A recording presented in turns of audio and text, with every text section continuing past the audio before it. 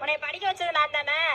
உனக்கு சோறு போட்டேன்ல, உனக்கு துணிமணி எடுத்து கொடுத்தேன்லப்பா, இல்ல ரோட்ல விட்டனா? போட்டுக்க, கழுத்துல போட்டுக்க. சங்கிலி வரைக்கும் நான் தான் எடுத்து கொடுத்தேன். நீ படிச்சிருக்க பட்டம் வரைக்கும் நான் தான் வாங்கி கொடுத்தேன். பொண்ணு மட்டும் நான் பார்க்க மாட்டேனா உனக்கு?